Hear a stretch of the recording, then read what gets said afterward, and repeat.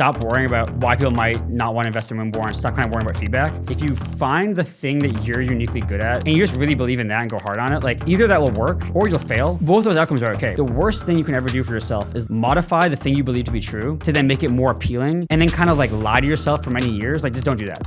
John Dean is an AI entrepreneur who previously worked for SpaceX, NASA, and Lyft. The human brain is extremely complex. It's actually much, much easier to emulate Earth and predict the weather with AI than it is to emulate the human brain with speech and image generation. How do you think AI is going to transform the world over the next 5 years? Within my industry, weather forecasting. Today, I'm speaking with AI founder John Dean. Make sure you click the subscribe or follow button, and I hope you enjoy the episode.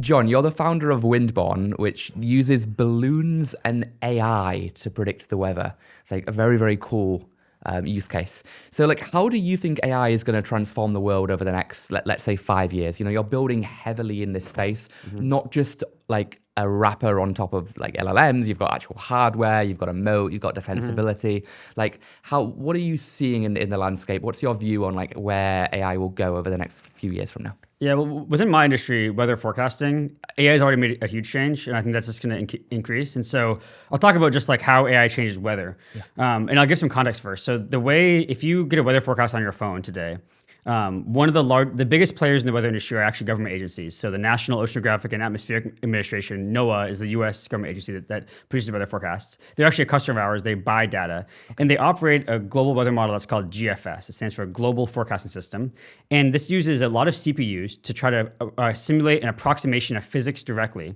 to kind of model the globe. But the challenge is, you can't actually simulate physics over the entire Earth. Earth is too big, it takes too much compute. And the software is all using CPUs, so it's very expensive.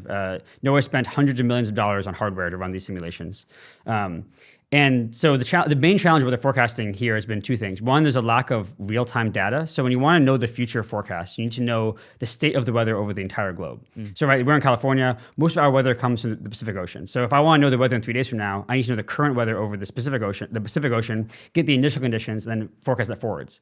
It's also a very computationally intensive process. And so starting about 2 years ago was the first time that a group showed, this is actually the first group, in my opinion, that was really powerful here was a group called Pengu Weather at Huawei, doing research on transformer-based AI-based weather models. They published a paper that kind of beat the gold standard CPU-based models, like the ones that NOAA operates.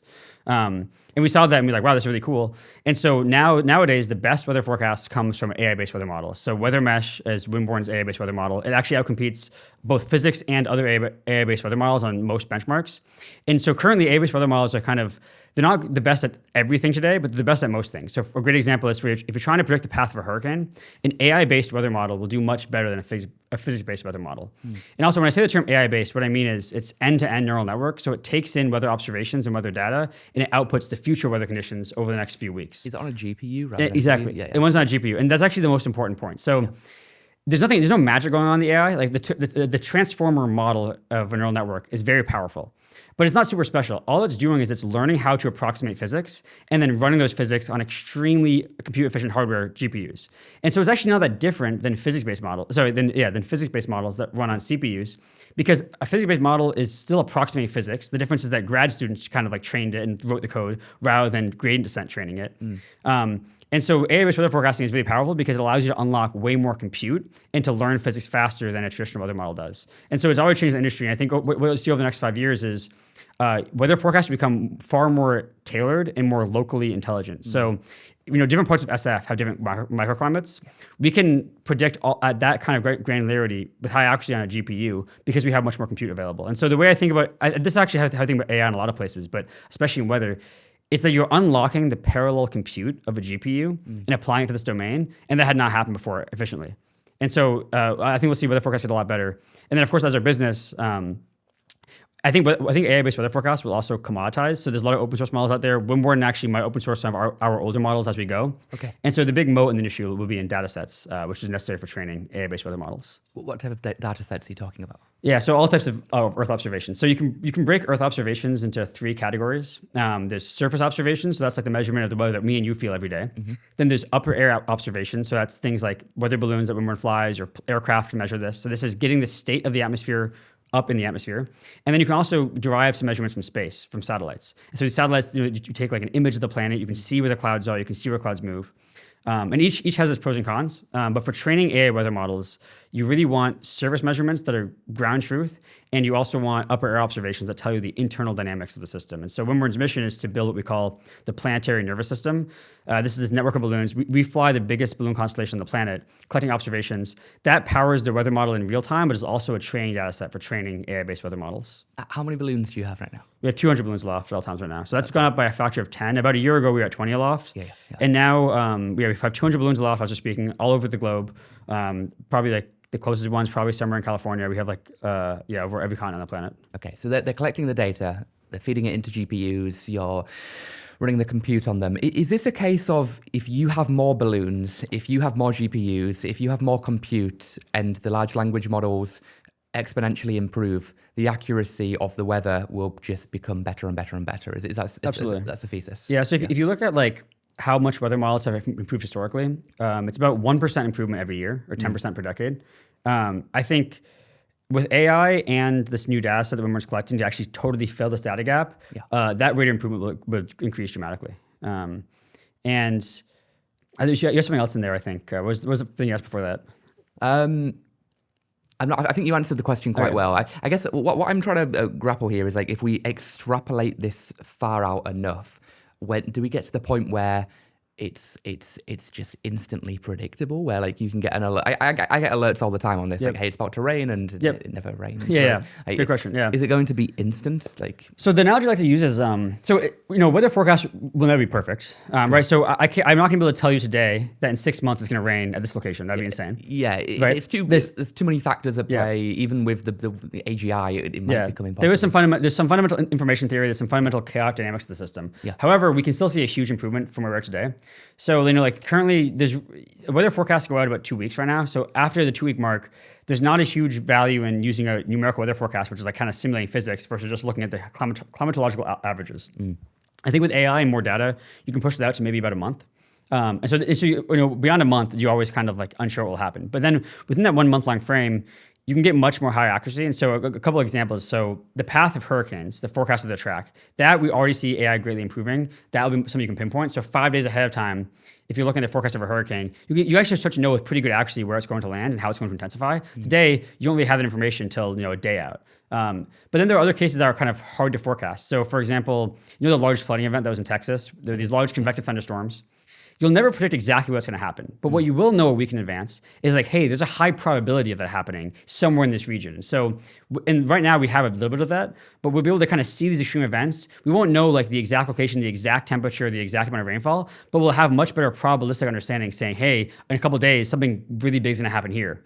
And that's the kind of thing that AI helps a lot with and more data helps with. And so the way I kind of think of it is like, I think 20 years ago, if I want to drive up to SF today, I would have no idea how much traffic there's going to be. So it's just kind of guessing. I'll just leave early. Hope I can get there on time. With Google Maps, I can see the live ETA that has traffic data. Now that ETA is not perfect. Like it's plus or minus 10 minutes. Sometimes there's a crash and it gets worse. But I can now plan my life with a high degree of certainty around that traffic. That's what weather forecasting would be like. So I think like where we've stood the last decade is kind of like the time before Google Maps. Where we will be in the future is like, it's not perfect, there's uncertainty, but you can really make concrete plans around it. Yes. So look, you're living and breathing this space, more than 99.9% of people, right? Like really, in the depths of it. What's your view on AGI and the timeline around this? Because everyone's got a different definition that I speak to. So, your AGI moment within the weather forecasting world might be, an app which is accurate 99.9% of the time.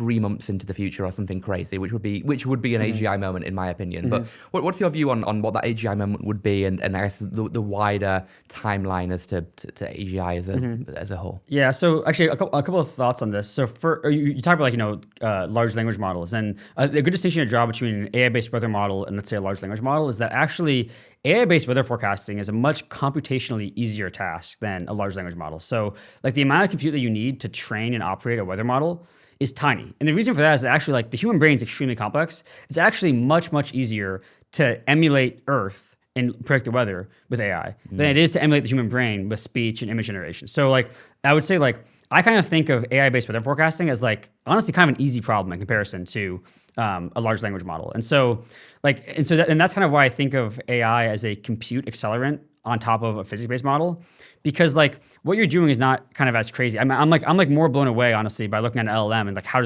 can computers do that when you kind of combine like enough compute and a really robust framework like a transformer-based AI model.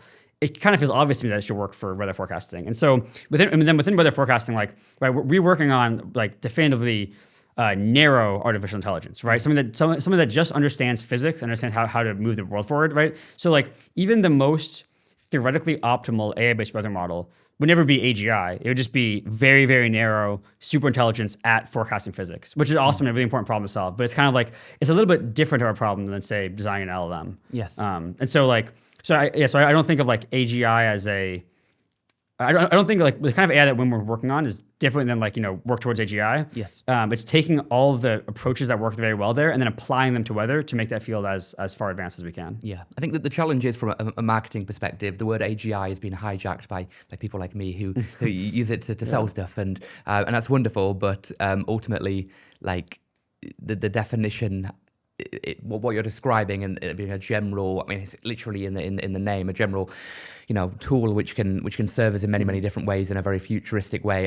If we're verticalizing what you're doing to a very specific degree, you're right. It's not going to be AGI in that respect, but you can have an AGI moment within what you do, where you look at it and go, wow, we have achieved something quite remarkable. Yeah, and actually, I would say like to me, like maybe like like almost like it wasn't really an AGI moment, but like the chat GPT moment for me and weather actually came around the same chat GPT came out, and that was the paper. There are 2 papers. One was from Huawei, from Pengu Weather, and then DeepMind shortly after published a paper on GraphCast, and that was kind of to me like again it's a much smaller community, but that was kind of like a wow, like these models are actually really good. Then we started building weather mesh, and then within 6 months we actually beat both those models on all these benchmarks. The reason why we were able to do that is because we have a very small team of really dedicated engineers. All of the like brilliant AI engineers at Google or at Huawei, they're working on LLMs. You actually don't really have this like AI A team working on weather models unless you're at a startup where like your mission is to build the best model. And that's why we're able to get a lot of success in AI-based weather forecasting. Yeah, no, absolutely. In the world of AI, a small team of A players can run rings around these huge corporates, and it all comes down to focus and distraction. Like what are you spending your 100 hours a week working on? And if yours is weather and they're doing a small percentage of that as a side project, you're going to win regardless of what brand it is. Exactly. And one thing about so we also do use like conventional the AI that will become AGI, LLMs and image generation. We use that in our products. So Windborne is broken into 3 product layers. So we have layer 1, which is weather observations. That's from our balloons. Yeah. We sell those observations to government agencies around the globe.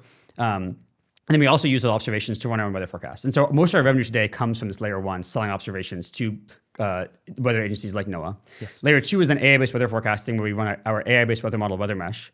And then layer 3 is this weather insights engine that we call the Oracle engine. And this is to build in weather insights powered by Weather Mesh into products that we build for businesses. And so in the design of those products, like the way we're building these weather products now is very different than we would have 5 years ago. Because for one, you can use AI to write so much of the user interface code. If you want to build a beautiful weather dashboard, you can spin one up really quickly for a very tailored use using AI. Yes. You have to have senior software engineers on the back end doing all the plumbing. That still is hard to do with AI, although that's changing pretty rapidly too. Yes. And then also like, if you are, let's imagine that you are you work at a utilities company and there's a big forecasted weather event headed your way.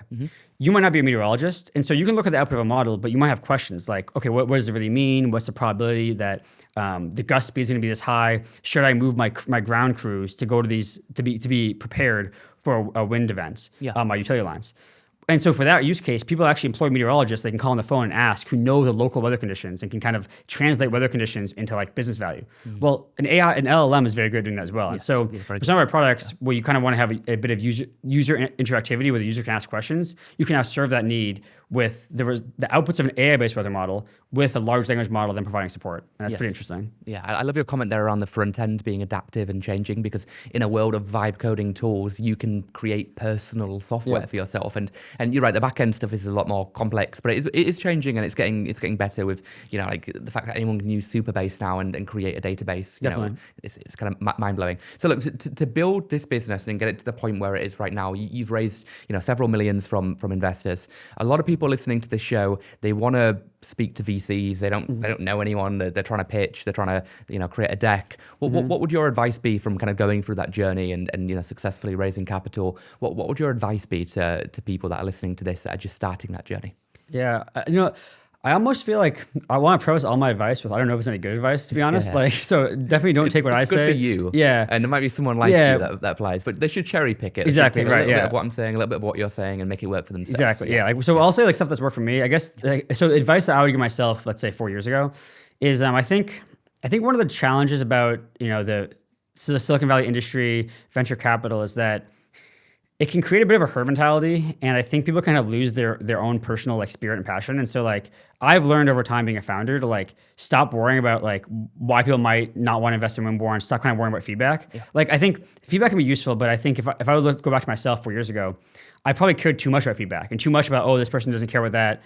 And what I found is like if you find the thing that you're uniquely good at, or your company's uniquely good at, or your team is good at, and you just really believe in that and go hard on it, like either that will work and you'll find an amazing investor and you raise a lot of money and you'll build a good business, or you'll fail.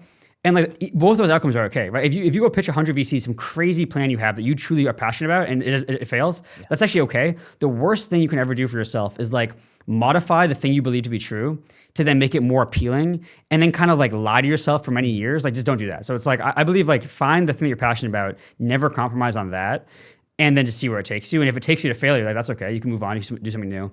But if you live a lie for like many years, then you'll deeply regret it. And so like for me at Wimborne, like we've always been true to this mission of like this what we call the planetary nervous system of balloons. And also we're now doing like when the balloon lands, it actually can collect ground measurements. So we're filling the globe with both surface measurements and upper air measurements. And like there were points in company history where we're like, you know, like, do we really believe that like the balloons are like the best way to improve weather forecast? Because there were times it was uncertain. And by the answer is resounding yes after doing all these experiments and looking at how the dynamics work in weather. But it's like, there was no point where I was like, oh, let's like ditch the balloon, just build a weather company. Like either the thesis of the planetary nervous system allowing you to build a massive weather company works, and Wimborne was going to build this $10 billion company doing billions a year in revenue and revolutionary forecasting. Yeah.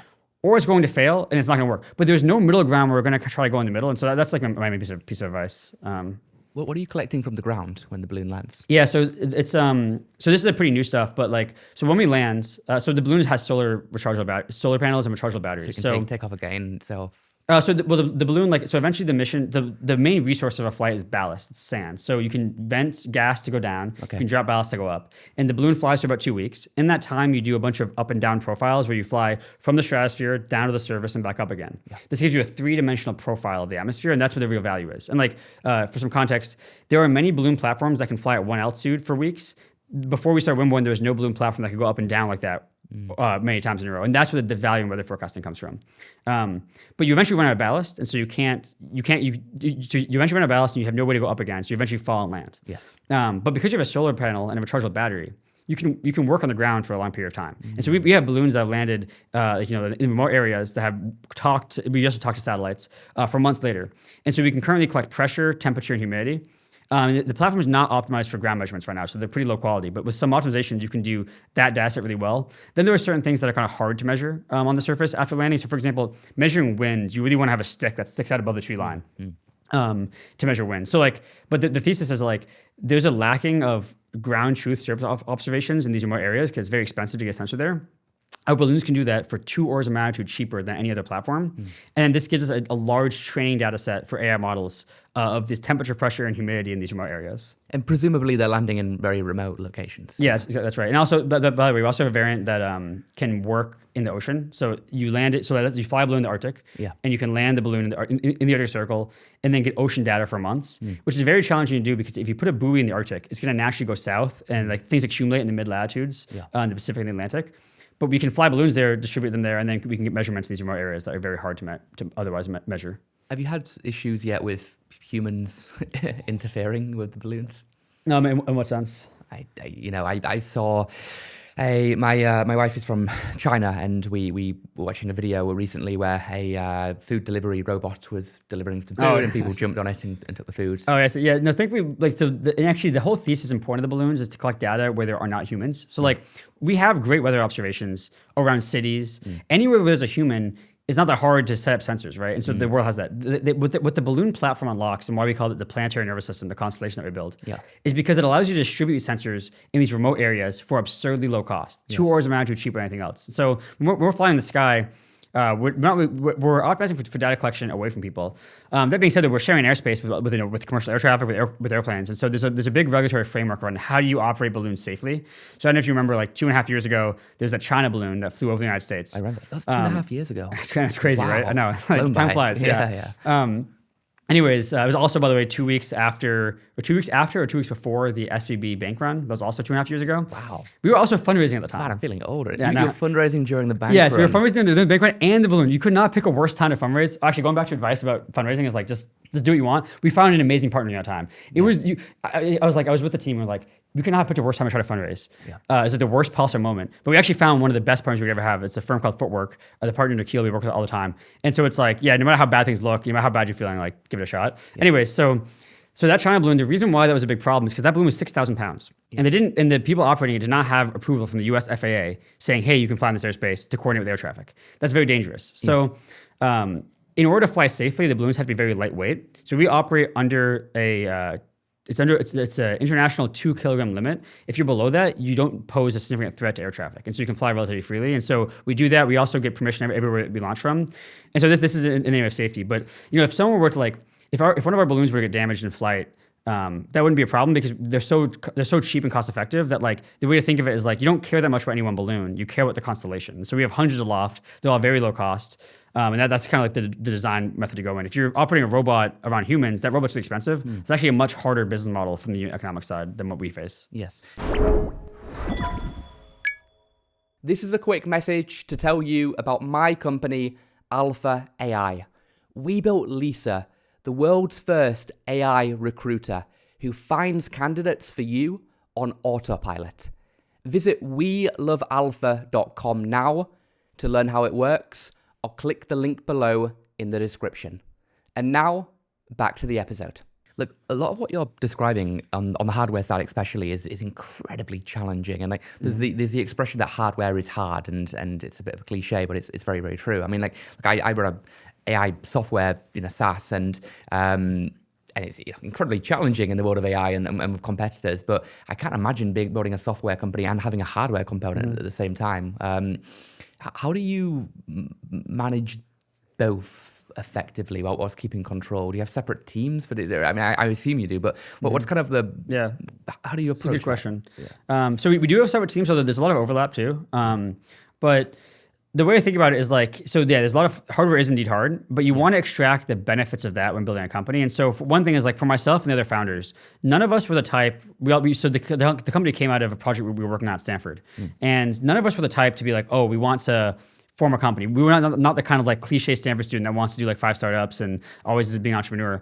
I worked at SpaceX for a summer. I actually want to go back to SpaceX after graduation. That company's awesome. It's so much fun to work there. And, but we were doing this for fun. And so, I would say if you're the kind of person that just wants to be a founder, do not found in hardware. You can only do hardware if you're passionate about it because of all the challenges. But then the benefit of that is the kind of people that you attract, that kind of company, are people that are just fundamentally really passionate, right? Because you're not just building the next B2B SaaS company that's going to be doing all this revenue, and you're not full of these people who are just in it for money or for their career. They're in it because they're passionate about what you're doing. And so having this hardware component and like having these things that are hard to do, it allows you to hire the right people that are actually committed to the mission that you're solving. And the other thing is too is like, I don't think I could work at a pure software company because like I like being in person, but I also when I'm writing software myself, and I still do write software to this day, I actually kind of like to be remote when I'm writing software. And so they have this challenge of like if you're a pure software company, I don't actually know how you build the right in-person culture because there's nothing that kind of unify. You don't need to be in person. And I think it's more challenging for us. It's like, well, we have hardware, so it's like the whole in-person experience is very different, right? Like at SpaceX, they've been adamant that like the engineers work in the rocket factory, and same with at Wimborne. At Wimborne, we have a building where like the engineers work, everyone in the company works. We also build the balloons right there, and so it just makes a really awesome culture and a really cool vibe. And so it's like on the one hand, what we're doing is harder, but also it's more inspiring to me. And so it actually like, I think like my day-to-day life is easier building a hardware company than it would be building a SaaS company. So I feel like I would have some existential dread about like, what am I doing in my life? Is my product being useful? When you're building hardware that's flying around the globe, like you don't have that dread. And honestly, existential dread is worse than like hard work. Hard work is easy. Dread is not easy. And so I don't know, I think it actually makes life easier. And then, but just going back to then hardware and software management, another thing that's nice about hardware is that it's very punishing. So I think a challenge when you're running a software company is like, if you're building software and you're not and let's say you're not training deep AI models, it's almost like there are 1,000 different ways to approach the problem, and they're all valid, right? There are 1,000 different frameworks, and so you can kind of almost get caught up in like, what are we even doing? Like, is the thing we're building even hard? Like, but hardware is so tangible, and there is a correct way and there's a wrong way, and so I feel like that it's like punishing in a way that's useful. And when you have that culture in your company, it also makes your software engineering a little bit more disciplined. Where it's like at Wimborne, we always look at like we're pushing the limits of GPU compute with AI. No one runs a weather model as efficiently as we do on GPU hardware, and I think a lot of it, like that close hardware relationship, comes from the fact that we also the having the compute tied to the hardware comes from the fact that we're also a hardware company, and so I think you can like get a lot of benefits from that. And like, there's a million ways you can write software. We happen to write one that like is the way that a hardware company might also write software. Yes. And so I find that really powerful. I love the comment around the fact that it forces people to come together in person. So like I do like 6 days a week in an office, but I don't need to. Like we have got people that work fully remote. Yeah. But it forces me to collaborate and connect and vibe with people. And you can certainly work really, really well from home, and a lot of people do. I don't personally. I need the energy, I need the atmosphere, I need the culture. So yeah, like it's great that you have no choice basically because it forces that energy. And I've definitely seen in SF like there's like a massive return like of that energy. Like I think there was a report done by Brex the other day. It was like it's like the 996 culture is back. I don't know if that's good or bad, but yeah. Actually, I think like I work on I think in SF these days there's a little bit too much talk about like how often people are working. It's like I work an insanely high number of hours. I'm never once gonna brag about that online. It's like I don't know. It's like I work this fun. It's like I don't know. It's a weird flex, isn't it? Yeah, it's a weird flex. It's like look, what matters is what you're building. If what you're building is hard, you're guaranteed to be working a lot. But it's like you kind of like look at the wrong variable. It's like you want to look at the end results. But I mean, I do think in-person culture is important. It's interesting though. Like so, the Wimborne founders were all deeply engineers, and we're kind of introverted. So. And we also got used to working together in a kind of a remote setting. The company formed during COVID and stuff. And so what's interesting is like if you have a very introverted engineering leadership culture, it's kind of hard to build the right in-person culture as well. But when you have hardware, it makes it easier. And so it's like, I think it's kind of useful to me because like when I'm in engineering mode, I actually don't want to talk to anybody. And then I'm like, why am I in the office? But I'm like, oh, well, we do hardware. So therefore I had to be in the office for this hardware reason. So like, it's just a good function for engineering heavy leadership that might otherwise not be as in person as it would be. Yes. You referenced SpaceX a moment ago. You also worked at NASA and Lyft briefly. So like, what did you learn from these experiences? I mean, it seems like you had the perfect past companies that you've worked at to build what you have now built. Like founder market fit is definitely there. But what did you learn working from SpaceX, from NASA, like some of these like incredible businesses? What have you applied to your own? It's a great question. Like I definitely am glad about all the internships I got lucky enough to kind of like get and then choose during college. So so I was SpaceX. So SpaceX was like so much fun to work at. Like by far my favorite internship, like by a mile. The culture of the company is amazing. The work is amazing. Like it's fun. I was in Hawthorne in a rocket factory in LA. It's just like it's very cool to like take a break from writing code to like walk down through a rocket factory. It's like super awesome. Everyone there was just super smart, super motivated, like super hardworking, like actually passionate. And so I saw so much just good engineering there. Like I mean, I was a sophomore in college. And it's such a great place to like pick up of like, oh, like this is a good idea. This is a good way to do stuff. So I really enjoyed that. And then I'm very glad that the next summer, this is the summer after my junior year, I worked at Lyft because I would say it was the exact opposite. So it was I think I made double what I made at SpaceX. It was in Palo Alto. There was better food. Every perk was better. and the engineering quality was terrible. The engineering quality was not there. So I was working on the autonomous vehicles division, which then Lyft, I think, ended up selling to Toyota. And it was just clear that people were not passionate about it. Like a lot of these people were like, oh, some of my coworkers were great. I liked a lot of them. But the overall culture of Lyft was like, these are all like, ex-FANG people. They paid super highly. No one was really passionate about, like, I guess I had this feeling, I'm like, I am not on the AV A team here. This is not the autonomous vehicles A team. This is like some, I'm sure that the core Lyft team working on the app is probably really engaged with the A team. This is kind of a research arm of a larger, scaled company. And just so the spirit wasn't there. So what that taught me was like, I was like, wow, like I never want to work at a company like this. I never want to work in big tech. Well, that's actually not entirely true. There were some cool teams in big tech, but I basically was like, okay, like I saw a 90-day difference. I would much rather pick like the scrappy, hardworking team. Honestly, I don't care about my salary. I care much about my work environment. And so that was really enlightening. And then my first internship, so before both these were at NASA Ames, that was fun. I think it was interesting to work at like a government institution. Things would have to be slower there, but also they're like really, really smart researchers.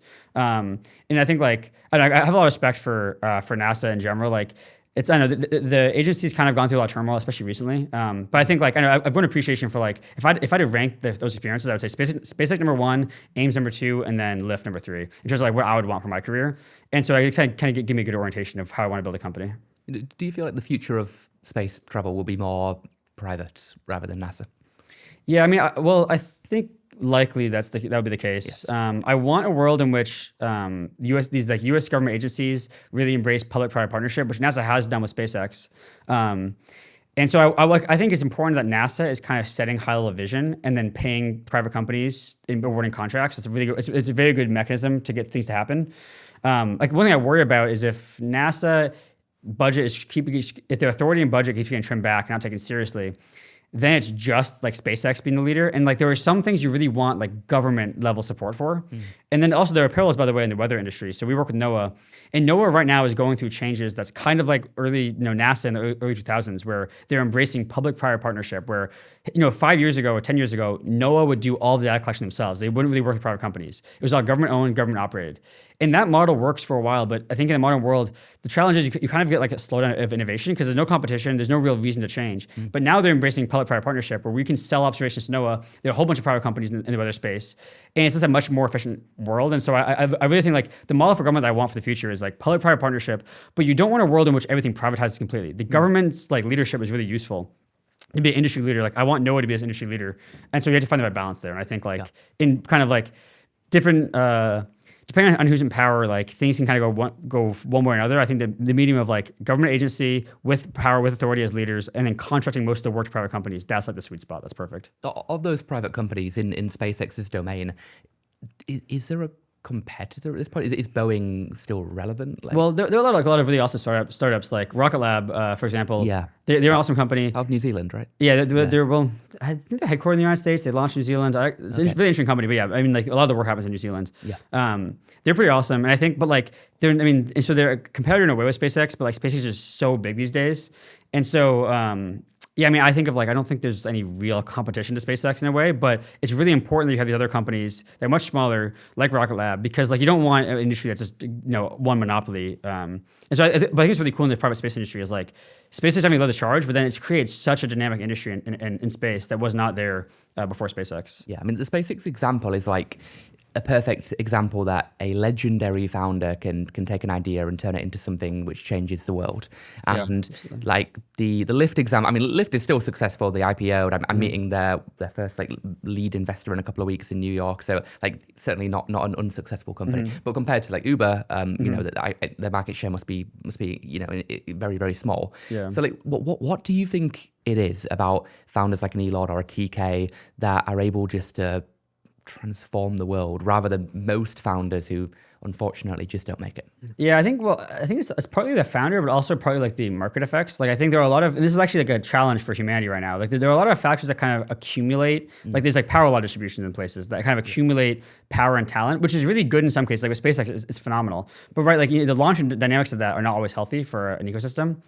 So I actually kind of personally wonder like to what extent is it the individual founders or also what's is the dynamics. I think in the case of aerospace though, like, I mean, clearly like Elon's like an insanely legendary founder. I think also like when you're doing something like, so in Wimborne, right, like there are a lot of AI-based weather startups these days. There are people that are trying to do stuff with balloons that are kind of like following the path of Wimborne. And I think like, it's interesting, right? So like, I think this will play out where Wimborne will be this kind of like huge singular power in the weather industry in a way that other players can't be. And I think what comes down to is like, if you're the first mover in a space, in order to do something crazy, you have to be somewhat crazy yourself and really passionate about a mission.